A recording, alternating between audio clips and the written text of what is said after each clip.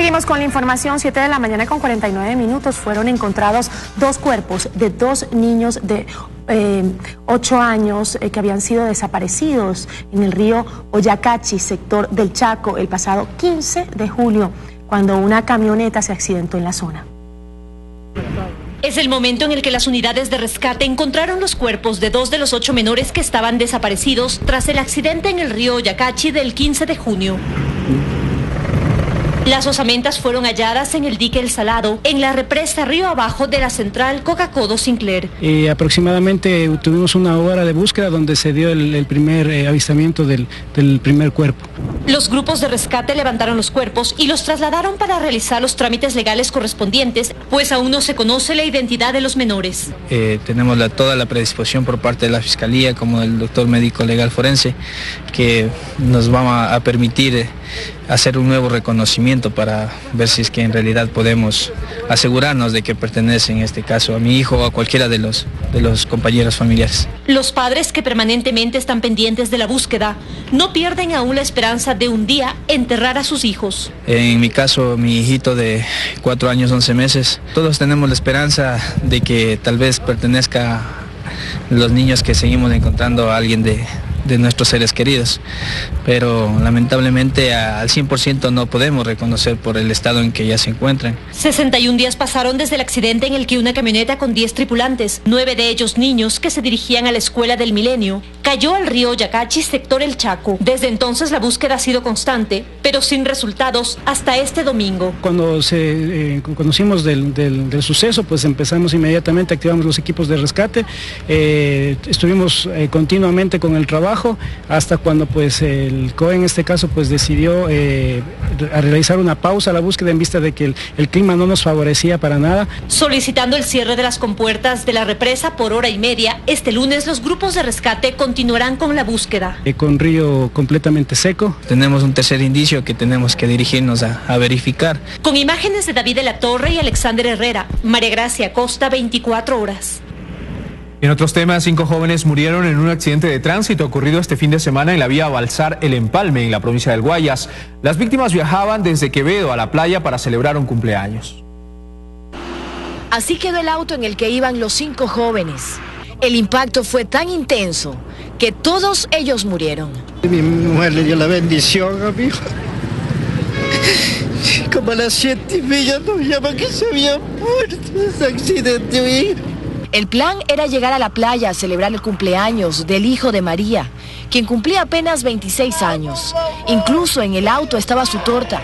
A él le faltaban solo 6 meses para graduarse de ingeniero.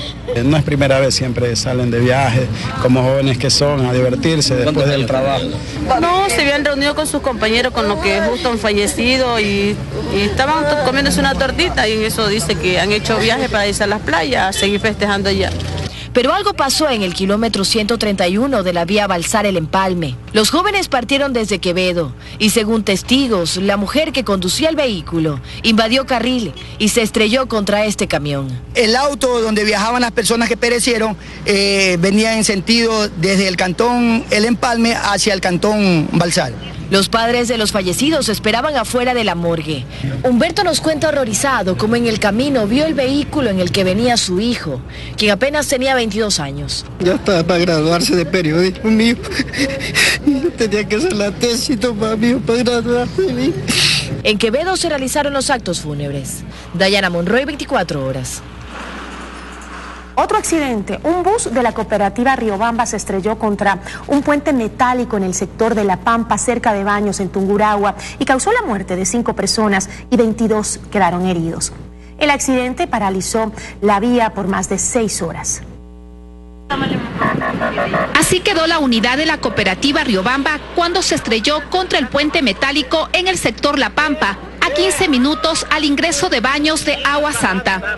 No ingresa por su lado derecho al puente, sino intenta ingresar por el lado izquierdo, a lo cual se da con el metal del puente, de medio puente, y suscita este grave accidente. El bus de placas HAL 0924 viajaba de Riobamba hacia El Tena. 5 personas fallecieron y hay 22 heridos. que se recuperan en los hospitales de Baños y Ambato. 11 hombres y 11 mujeres que están estables y han sido transferidos a otras unidades. Las ambulancias y el personal de socorro ayudaron en las tareas de rescate, pues había víctimas atrapadas y con heridas fuertes. Hay personas que han caído desde el puente hacia abajo, por donde que pasa los lajares, a lo cual ahí se pudo ya constatar 2 fallecidos. El accidente además causó la interrupción vehicular en la vía Ambato-Baños-Puyo, que acumuló a cientos de vehículos. En Tungurahua, Edith Jacome, 24 horas. 7 de la mañana con 55 minutos. En este momento nos vamos a comunicar con el ingeniero Hugo Yepes, investigador del Instituto Geofísico de la Politécnica Nacional, para que nos converse un poco sobre el episodio que vivimos los quiteños ayer, un sismo de 4.6 grados en la escala de Richter. Ingeniero, buenos días. Ingeniero Yepes, le escuchamos. Buenos días. Buenos días. ¿Cómo está? Gracias por atender nuestra llamada. Queríamos conversar con usted sobre este sismo que sentimos los quiteños la noche de ayer, tipo 7:30 de la noche, que realmente nos llenó de susto a muchos. Al parecer no se han registrado daños mayores, pero la gente se pregunta si esta situación va a continuar. Bueno, sí, efectivamente, al ser un sismo superficial de magnitud 4.6, pero muy cerca, se lo siente fuerte a pesar de que su magnitud no es suficiente como para generar mayores daños, ni problemas, ni inconvenientes. Ahora, si es que vemos retrospectivamente, estamos hablando de que es el 5º sismo desde principios de agosto en esta zona, pero también en el 2011 tuvimos 3 sismos más o menos fuertes también. En el 2014 uno de 5.1 en la misma estructura. En 1990 también hubo un sismo que produjo daños, incluso víctimas, como el de 2014. Entonces sí, no en el corto plazo, pero sí, esto es una constante respecto a la generación de sismos, por lo tanto va a continuar. Pero no podemos establecer exactamente ni qué día ni cuándo, sino que es una constante que nos obliga a tener más bien otra estrategia, no de esperar algún momento la actividad sísmica, sino de tener un plan de seguridad y unas estructuras resistentes. Ahora, ingeniero Yepes, es necesario que este tipo de cosas se den, es decir, que como que empieza como botar fuerza, energía, desprender energía cada una de estas fallas que tenemos, para que en cualquier caso de que las fallas se acomoden por completo, no vaya a ser muy fuerte el movimiento. No, en realidad, no. Estos son básicamente pequeños sismos que no liberan la energía acumulada desde los últimos varios siglos, ¿no? Porque Quito no ha tenido un gran terremoto, por eso somos una ciudad antigua, una ciudad patrimonial, ¿no? Entonces, estos pequeños sismos, los únicos que nos muestran es la actividad de la falla, como lo hemos hecho un recuento muy rápido desde 1990, pero también lo que nos dicen es que esta actividad es producto, estos sismos es producto de que esta falla va acumulando permanentemente energía que en algún momento lastimosamente tiene que liberarse, ¿no? Insisto, no hay como decir si esto puede ser de aquí a 50 años, de aquí a 500 años o a 5 años, a 5 meses, de tal manera que el hecho de poder tratar de establecer un parámetro de tiempo para cuando esto pueda ocurrir no es posible al estado actual de la ciencia. Es preocupante porque la gente parece no estar tan preparada como creeríamos, ¿no? Como que se empieza a olvidar poco a poco y viene un sismo y nos vuelve a recordar. Yo creo que es importante, ingeniero Yepes, que le digamos a la gente que debemos vivir permanentemente preparados por la cantidad de riesgos que vivimos en la capital y en el país entero. Sí, absolutamente, ¿no? Hemos vivido como país un gran terremoto, el del 16 de abril, ¿no? Y hemos visto los defectos en la estructura, en las construcciones en este sismo del 16 de abril. Y claro, luego del evento que pasó, de constatar los daños de Manadí, sobre todo, hubo mucha conciencia. Sin embargo, esa conciencia o esa preocupación, más que conciencia, ha ido disminuyendo, y ahora con estos pequeños temblores, porque no son más, volvemos a tener cierta preocupación, pero el reto está en cómo mantener una conciencia y además que ésta se transforme en acciones de reforzamiento de las estructuras, porque más allá de un plan familiar es un tema de que las estructuras no se dañen, o más allá de no se dañen, no colapsen y no se constituyan en grave riesgo para nuestra propia vida, ¿no? Entonces, este es el reto que como sociedad tenemos, y que el temblor de ayer o el de ayer o incluso el terremoto del 16 de abril lo único que nos hacen es recordarnos que el reloj sísmico sigue moviéndose y que en algún momento se dispara la energía acumulada ahí permanentemente, ¿no? Ingeniero, las autoridades han venido trabajando constantemente, sobre todo desde el sismo del pasado 16, del terremoto del pasado 16 de abril, preparando la ciudadanía, hay campañas, se está trabajando en simulacros de evacuación. ¿Usted cree que es suficiente para lo que nos acaba de decir, que la energía se sigue acumulando y que en algún momento esa energía tiene que salir y que el sismo no será tan bajo como los que hemos registrado hasta ahora, sino podría ser algo mucho más fuerte? ¿Estamos en buen camino con esa preparación que está haciendo la autoridad pertinente o nos falta mucho? Sí, bueno, es importante, pero no es suficiente, ¿no? Y es importante porque se necesita saber qué hacer al momento pero de nuevo, nuestra línea real de defensa es que nuestras estructuras no se colapsen y que nuestras estructuras no se dañen, porque no es solo un daño, sino es un daño. Bueno, ingeniero Yepes, yo le agradezco muchísimo por haber conversado con nosotros y estaremos nuevamente en contacto para mantener a la ciudadanía informada sobre lo que sucede y sobre justamente cómo debe prepararse. Hablábamos con el ingeniero Hugo Yepes del Instituto Geofísico de la Politécnica Nacional sobre el tema de los sismos en la capital. Jorge. Así es, Gigi, vamos a continuar con más información. Cambiamos de tema. El cuerpo de una mujer de entre 25 y 30 años fue encontrado con signos de asfixia en un terreno baldío en el Valle de los Chillos. Moradores del sector reclaman por la inseguridad y la falta de alumbrado público en este sector. Mediante una alerta al Servicio Integrado de Seguridad de Q911, se informó acerca del cuerpo sin vida de una mujer en el barrio San Fernando, en el cantón Rumiñahui, en el Valle de los Chillos. Verificando efectivamente que se trataba de una persona de sexo femenino, aproximadamente de 25 a 30 años, la misma que se encontraba sin signos vitales, botada en un terreno baldío. Que estaba como ahorcada ahí me supongo que eso ha de haber pasado. Y también la cara estaba morada. La policía llamó a la DINASED y también a Medicina Legal, que serán los encargados de las investigaciones sobre la causa de la muerte de la mujer. Sin embargo, los efectivos adelantaron cómo fue encontrado su cuerpo. Se presume de la causa de su muerte, tal vez por algún sofocamiento o asfixia. No presentan ningún tipo de huella de maltrato físico. Podemos acotar, pues tal vez que sí se encontraba con sus pertenencias. Al respecto, los vecinos de la zona se quejan sobre la falta de alumbrado público, lo que genera inseguridad y miedo. Es que aquí es botado, allá en ese lado no tiene alumbrado público. Los barrios aledaños nosotros estamos inseguros, la policía sí da patrullajes, pero no es suficiente. Las investigaciones determinarán los motivos de la muerte de la joven que fue dejada en este terreno baldío. En Quito, María Gracia Costa, 24 horas. La quema de maleza en un terreno baldío en el sector de la avenida Maldonado, en el sur de Quito, terminó en el incendio de una mecánica. En el sitio, las llamas consumieron un tráiler y también una volqueta. Así quedó el interior de esta mecánica en el sur de Quito, luego de que la quema de maleza en un terreno baldío cercano causara también el incendio de un tráiler y una volqueta que se encontraban en el lugar. Habían generado un incendio forestal. Producto de esto se contamina lo que es la mecánica.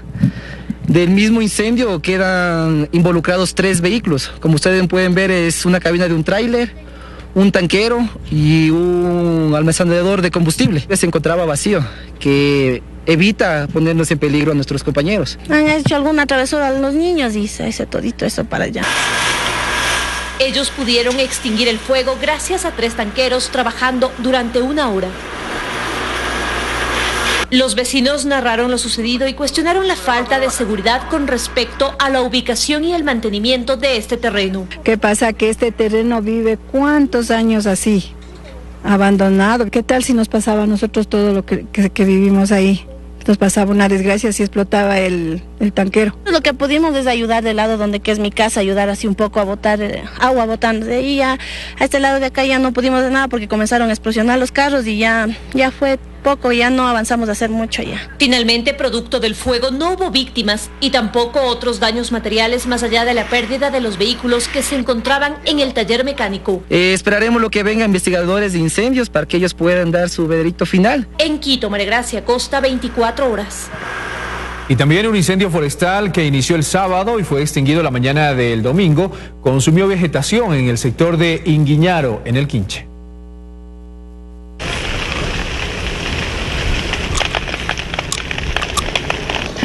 Así fue el combate contra este incendio controlado la mañana del domingo por bomberos de Quito con apoyo de helicópteros de las Fuerzas Armadas que realizaron descargas de agua con los Bambi Buckets. Fue un incendio forestal de proporciones en Inguiñaro, sector El Quinche, que inició en la tarde del sábado y para el que trabajaron alrededor de 50 efectivos. Estamos en una hacienda. Las condiciones son difíciles de combatir fuego. 5 tanqueros y varias camionetas llegaron al sitio para luchar contra el fuego que consumía la vegetación reseca por el clima y amenazaba a otras zonas. Pese a la importante disminución de eventos como este en lo que va del año y respecto a periodos similares de años pasados, se consumió una importante cantidad de hectáreas en el sector. Estamos haciendo un combate todo por observación entre dos flancos. El fuego fue combatido mediante líneas cortafuego que atacaron la cola del incendio. Porque si nosotros realizamos una línea cortafuego lo suficientemente ancha, de pasar el fuego acá no coge el bosque de pinos y no cogería las viviendas que están en riesgo a nuestro costado posterior. El trabajo retomado desde temprano el domingo permitió controlarlo y extinguirlo. Con imágenes de David de la Torre y Alexander Herrera, María Gracia Costa, 24 horas.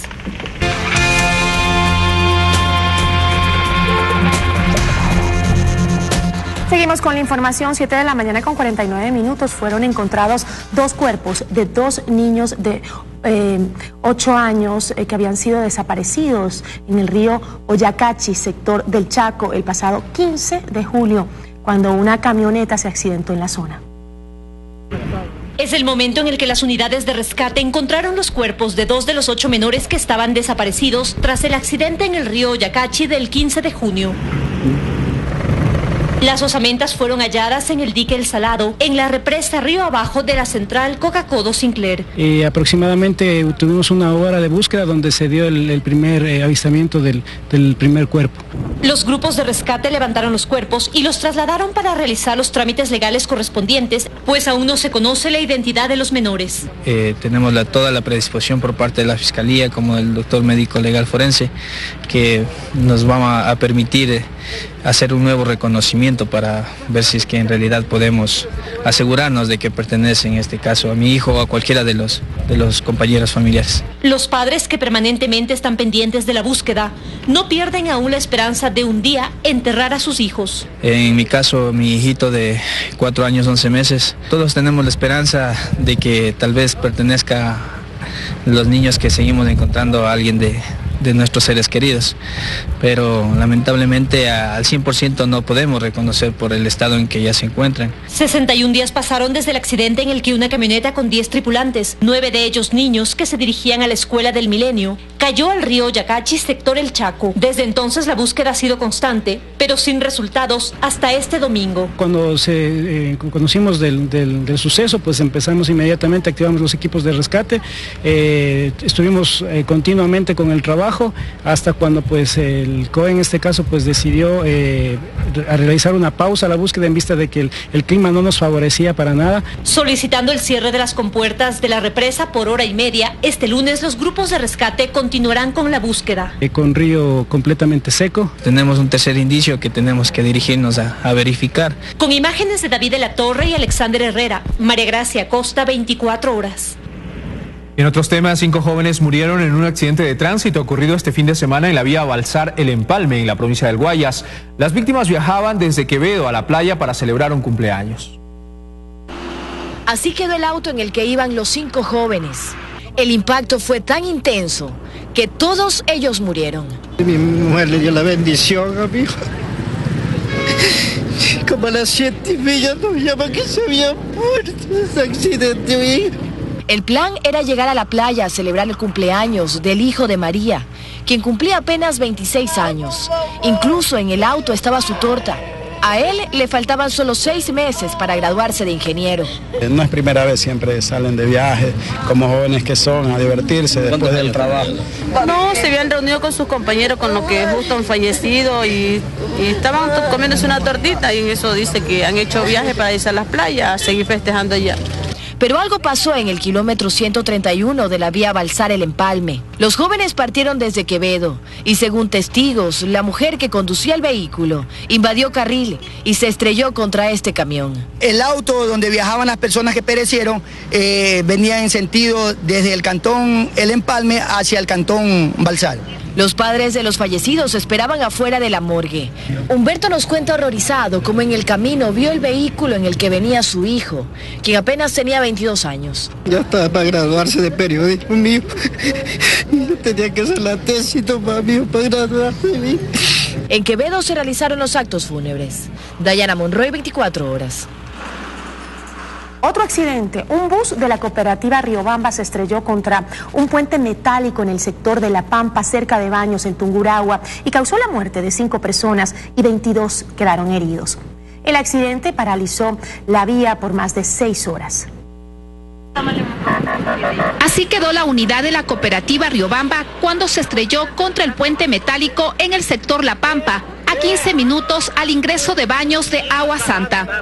No ingresa por su lado derecho al puente, sino intenta ingresar por el lado izquierdo, a lo cual se da con el metal del puente, de medio puente, y suscita este grave accidente. El bus de placas HAL 0924 viajaba de Riobamba hacia El Tena. 5 personas fallecieron y hay 22 heridos que se recuperan en los hospitales de Baños y Ambato.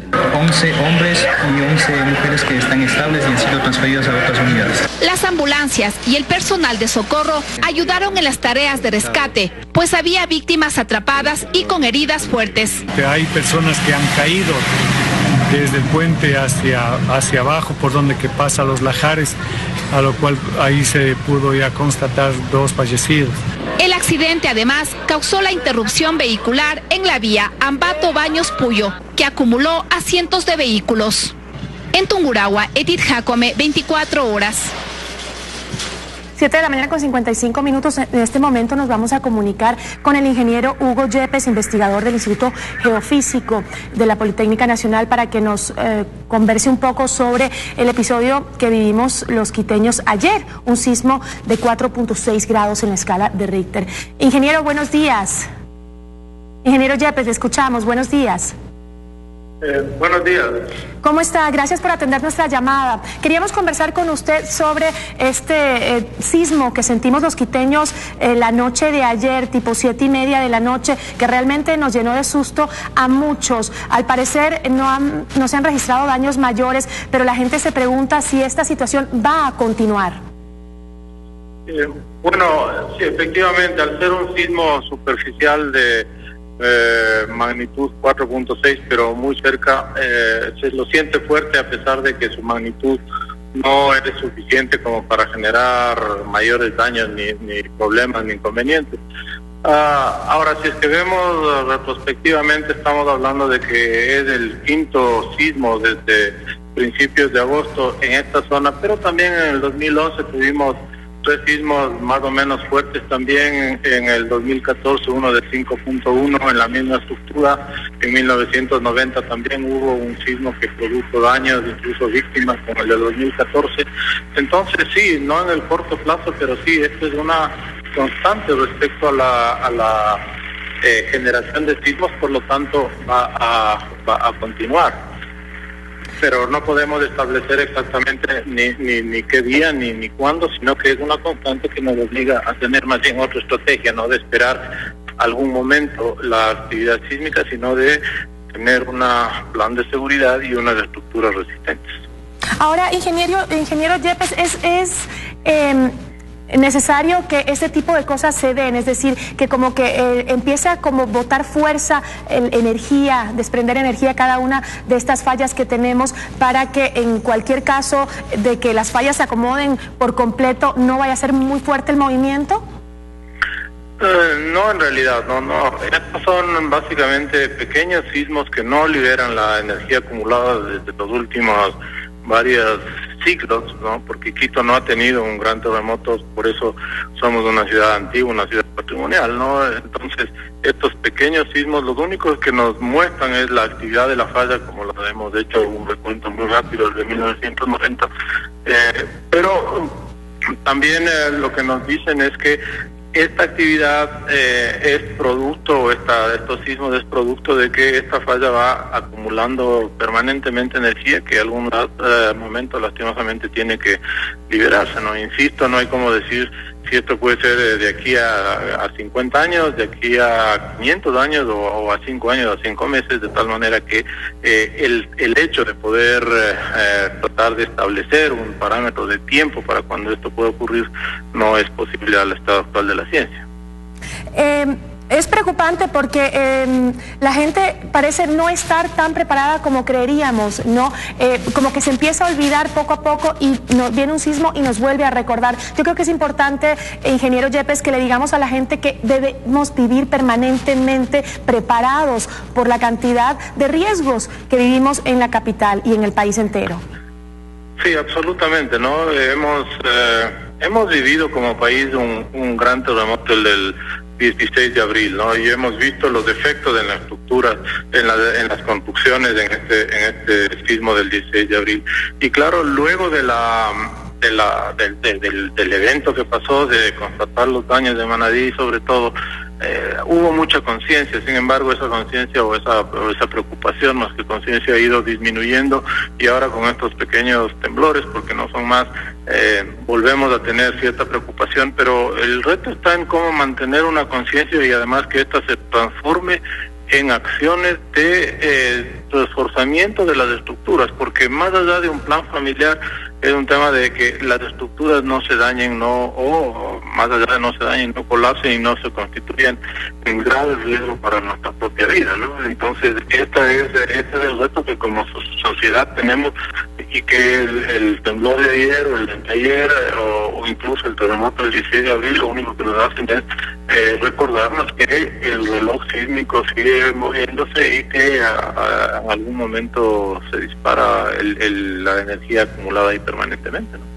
Ingeniero, las autoridades han venido trabajando constantemente, sobre todo desde el sismo del pasado 16, del terremoto del pasado 16 de abril, preparando la ciudadanía, hay campañas, se está trabajando en simulacros de evacuación. ¿Usted cree que es suficiente para lo que nos acaba de decir, que la energía se sigue acumulando y que en algún momento esa energía tiene que salir y que el sismo no será tan bajo como los que hemos registrado hasta ahora, sino podría ser algo mucho más fuerte? ¿Estamos en buen camino con esa preparación que está haciendo la autoridad pertinente o nos falta mucho?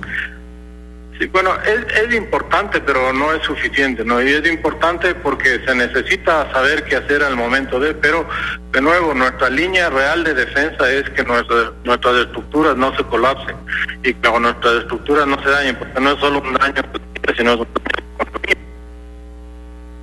Bueno, ingeniero Yepes, yo le agradezco muchísimo por haber conversado con nosotros y estaremos nuevamente en contacto para mantener a la ciudadanía informada sobre lo que sucede y sobre justamente cómo debe prepararse. Hablábamos con el ingeniero Hugo Yepes del Instituto Geofísico de la Politécnica Nacional sobre el tema de los sismos en la capital. La quema de maleza en un terreno baldío en el sector de la avenida Maldonado en el sur de Quito terminó en el incendio de una mecánica. En el sitio las llamas consumieron un tráiler y también una volqueta. Así quedó el interior de esta mecánica en el sur de Quito luego de que la quema de maleza en un terreno baldío cercano causara también el incendio de un tráiler y una volqueta que se encontraban en el lugar. Habían generado un incendio forestal. Producto de esto se contamina lo que es la mecánica. Del mismo incendio quedan involucrados 3 vehículos. Como ustedes pueden ver, es una cabina de un tráiler, un tanquero y un almacenador de combustible. Se encontraba vacío, que evita ponernos en peligro a nuestros compañeros. Han hecho alguna travesura a los niños y se hace todito eso para allá. Ellos pudieron extinguir el fuego gracias a 3 tanqueros trabajando durante 1 hora. Los vecinos narraron lo sucedido y cuestionaron la falta de seguridad con respecto a la ubicación y el mantenimiento de este terreno. ¿Qué pasa? Que este terreno vive ¿cuántos años así? Abandonado. ¿Qué tal si nos pasaba a nosotros todo lo que vivimos ahí? Nos pasaba una desgracia si explotaba el tanquero. Lo que pudimos es ayudar del lado donde que es mi casa, ayudar así un poco a botar agua botando de ahí. Ya a este lado de acá ya no pudimos de nada porque comenzaron a explosionar los carros y ya fue poco, ya no avanzamos a hacer mucho ya. Finalmente, producto del fuego, no hubo víctimas y tampoco otros daños materiales más allá de la pérdida de los vehículos que se encontraban en el taller mecánico. Esperaremos lo que vengan investigadores de incendios para que ellos puedan dar su veredicto final. En Quito, María Gracia Costa, 24 horas. Y también un incendio forestal que inició el sábado y fue extinguido la mañana del domingo, consumió vegetación en el sector de Inguiñaro, en el Quinche.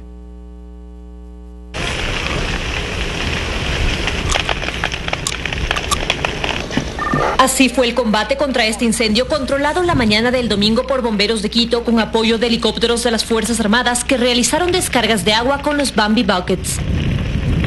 Fue un incendio forestal de proporciones en Inguiñaro, sector El Quinche, que inició en la tarde del sábado y para el que trabajaron alrededor de 50 efectivos. Estamos en una hacienda.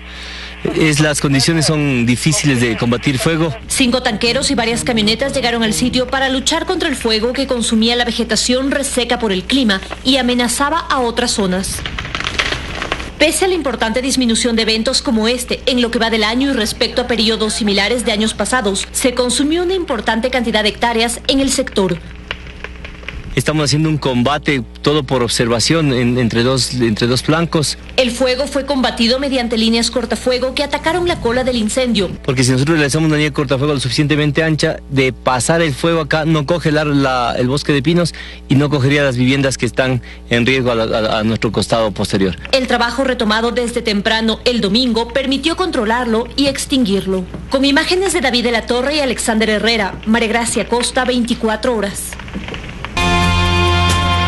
Seguimos con más información en 24 horas en la comunidad. A las 10 de la mañana de hoy se hará la entrega del intercambiador de Carapungo, una obra que se ha esperado por años debido a que en esta zona pues ha sido un punto crítico de congestión.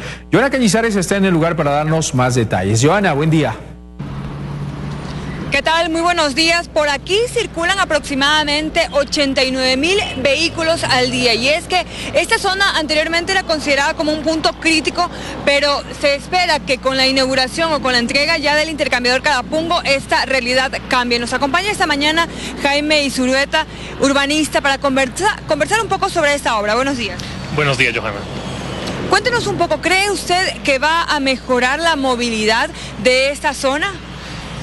Definitivamente mejora la circulación de vehículos. ¿Sí? Estamos en una zona donde se encuentran dos grandes carreteras urbanas, ¿no es cierto? Y el intercambiador lo que está haciendo es organizar el tráfico para que cada uno de los flujos continúe. Una cosa que me preocupa todavía un poquito es que por aquí pasan un montón de buses. Sí, pasan 89,000 vehículos diarios, pero hay un montón de buses y hay un gran flujo de peatones, ¿no es cierto? Entonces, me parece a mí que una obra tan maravillosa lo que necesita es pequeños arreglos que le faciliten la vida a los peatones, que tienen que, por ejemplo, subirse a este mismo puente peatonal donde estamos, ¿sí? Caminar por todo este espiral de subida y después ubicarse en las diferentes zonas donde paran los buses, que son generalmente, como se puede ver desde aquí arriba, son veredas más bien estrechas, ¿sí? Que facilitan la circulación, pero lo otro que se aglomera la gente para tomar los buses tal vez es un poquito incómodo para los peatones. Entonces creo que ahí es súper importante hacer la distinción entre movilidad y circulación vehicular, que no es vehículos privados, que no es lo mismo, ¿sí? Entonces aquí facilitamos el flujo de los vehículos privados de una manera muy eficiente, ¿sí? Y también fue muy eficiente la manera en que se construyó, porque se hizo por etapas y porque los carros pudieron seguir circulando, ¿sí? Pero la movilidad integral me parece a mí que podría ayudarles un poquito más a los peatones y a las personas que están tomando el transporte público. Claro, aquí hay personas que se dirigen hacia distintos puntos o que viven en esta zona, por ejemplo, de Carcelén, de Carapungo, de Calderón. Entonces, como usted menciona, hay muchísimas personas que salen a esta hora, muy temprano en la mañana, para dirigirse hacia los centros educativos, hacia los trabajos y que necesitan movilizarse de una manera mucho más ágil, más rápida. Correcto, y no todos van en auto. Es decir, Quito tiene menos del 30% de personas que se movilizan en auto.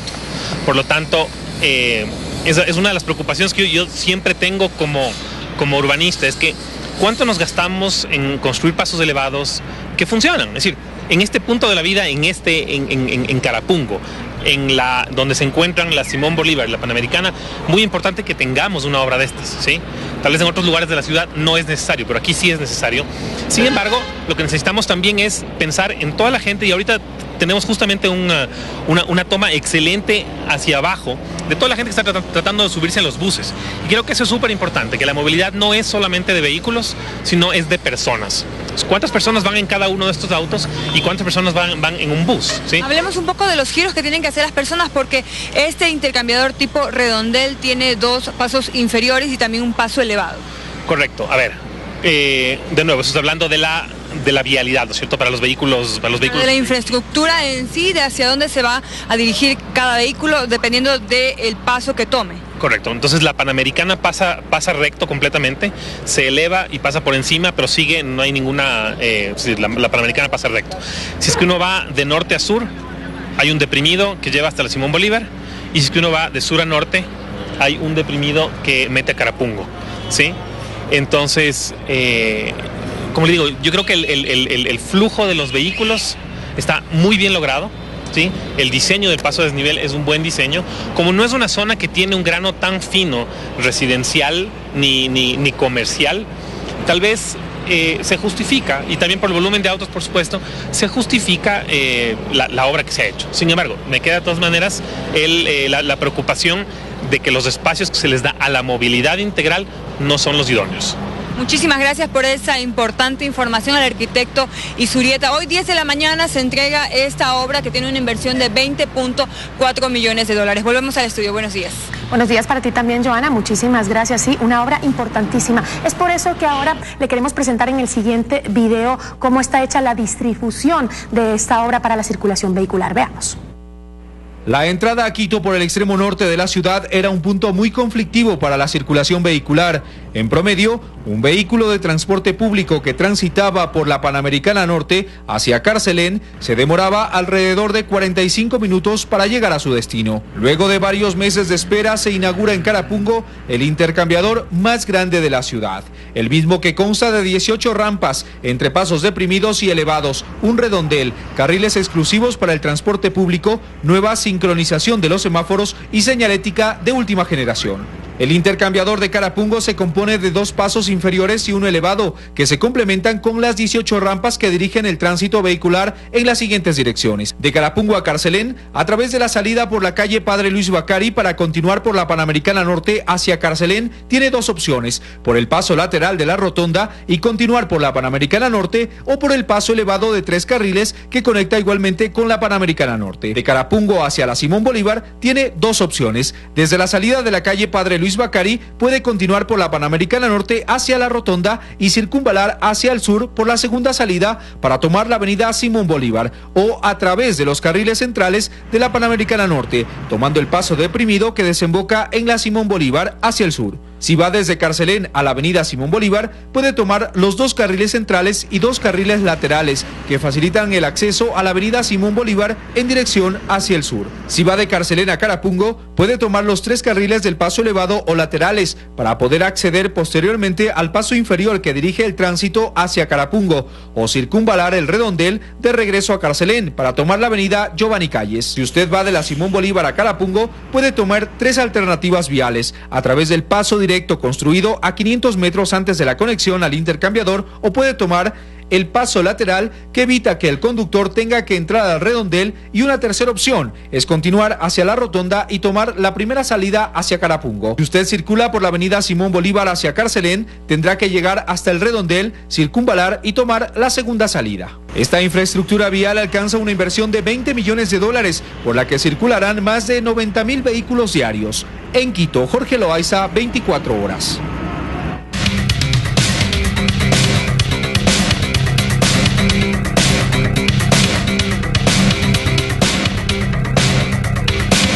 Son ya las 8 de la mañana con 29 minutos. Una de las denuncias recurrentes que nos llega a nuestro correo de primera mano es sobre las paredes que están llenas de garabatos y grafitis. Además, sobre las ventas ambulantes que se han tomado algunas aceras del centro de Quito. Preocupante el tema de los grafitis, luego de que el municipio emprendió pues una campaña para eliminarlos y sobre todo para tener más control y sancionar a quienes se dedican a hacer estos dibujos en algunos sectores. Algunos son permitidos, específicamente el municipio pone lugares en donde esta gente puede expresar su arte, pero tiene que hacerlo con la debida autorización. Recuerde, de primera mano @teleamazonas.com es nuestra línea de contacto. En el sector de las casas en el norte de Quito, en las calles Humberto de Albornoz y Munive, los contenedores no son suficientes, por lo que los moradores dejan costales y bolsas de basura en sus alrededores. Mire cómo lucen las paredes de las calles Real Audiencia y Francisco Dalmau en el norte. Están llenas de grafitis y garabatos. Los cuidadores de vehículos se adueñan de las calzadas. Se pide mayor control en las calles Versalles y Acuña en el norte. Las veredas de las calles Coruña y Manuel Barreto en el norte de la capital están en pésimo estado. En las calles Sucre y García Moreno, en el centro histórico de la capital, las ventas ambulantes se toman las aceras, dificultando el paso de los peatones. Mauricio Puerres compartió con nosotros esta preciosa imagen panorámica de la parroquia El Carmelo, ubicada en la provincia del Carchi.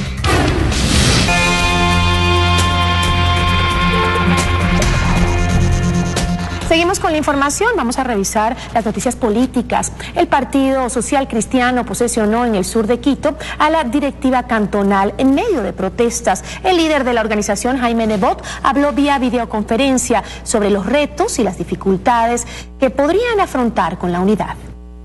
¡Ahí están! ¡Esos son los que pudieron ganar la nación! Con esta protesta de grupos afines al gobierno que se oponían a los partidarios, se encontraron varias figuras políticas del Partido Social Cristiano a su llegada al sur de Quito para la posesión de la directiva cantonal.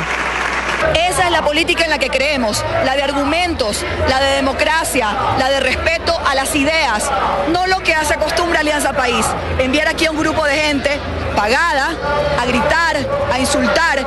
Esa es la política que representa 10 años de Alianza País. El pueblo lo que quiere decirle es que afuera la derecha, que el pueblo no va a dejar que ellos se apropien de nuestro país, nunca más. Ya en el evento, el coronel en servicio pasivo, Mario Pazmiño, fue oficializado como presidente de la directiva del Cantón Quito. Nosotros hemos ya comenzado a fortalecer nuestra presencia en los barrios del sur, en los barrios del norte, también en los valles, y queremos fundamentalmente llevar el mensaje social cristiano, la doctrina social cristiano, como un modelo de transformación para refundar este país. Fue un evento al que no asistieron el líder del partido, Jaime Nebot, ni la precandidata Cintia Viteri. Cintia tuvo un percance de salud. Por cambio de agenda, se excusó Nebot vía videoconferencia, no pudo llegar a la capital y habló de los retos que enfrentan con la nueva forma de hacer política, es decir, en unidad con otras organizaciones. Alguna que otra dificultad nos va a traer esta nueva forma de hacer política.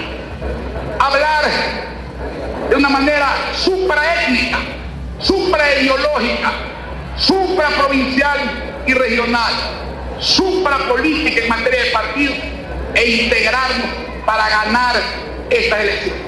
Es lo que se verá cuando llegue el momento de las definiciones de candidaturas para integrar y encabezar la lista única nacional de candidatos a asambleístas. En Quito, María Gracia Costa, 24 horas. La Comisión Internacional Mediadora, que supervisará la elección del nuevo rector de la Universidad Andina, Simón Bolívar, anuncia que este habrá sido designado hasta el próximo 17 de octubre. Se aproxima la solución a la crisis por la disputa del rectorado que desde hace varios meses enfrenta la Universidad Andina Simón Bolívar con las instancias de educación superior del gobierno. Así lo anunciaron los integrantes de la Comisión Internacional que supervisará la elección del nuevo rector. La tarea fue de tomar contacto con las tres partes, de escuchar las opiniones de las tres partes y un poco más de la universidad, porque la universidad es una entidad compleja. Nos ha preocupado mucho la situación, digamos, de desequilibrio interno, producto de que tal vez de desencuentros que han habido, pero que están poniendo en riesgo una institución de enorme importancia como es la Universidad Andina. Anunciaron que el 9 de septiembre harán la convocatoria oficial de elecciones y hasta la fecha hay 2 interesados en convertirse en el rector de la universidad, el actual rector interino Jaime Breil y Agustín Grijalva. Estamos empezando formalmente ahora, una vez que hemos sido aceptados, nos proponemos en realidad observar las elecciones, la consulta y el nombramiento. El conflicto por el rectorado inició desde noviembre del año pasado cuando César Montaño fue nombrado rector tras ganar en elecciones a Raúl Vallejo, exministro y funcionario del gobierno de Rafael Correa. Y posteriormente en enero el Consejo de Educación Superior desconoció su nombramiento. Ahora la comisión, tras hablar con los involucrados, asegura que existe diálogo y aceptación. Y estamos trabajando sobre este documento. Y ya podemos decir que estamos cerca, me parece, de un acuerdo. Si se confirma la candidatura de Jaime Breil, tendrá que renunciar y el rectorado interino será encargado. El proceso democrático electoral que iniciará al interior de la Universidad Andina concluirá el 17 de octubre con el nombramiento oficial del nuevo rector y con esto estarían cumpliendo los plazos establecidos. En Quito, María Gracia Costa, 24 horas.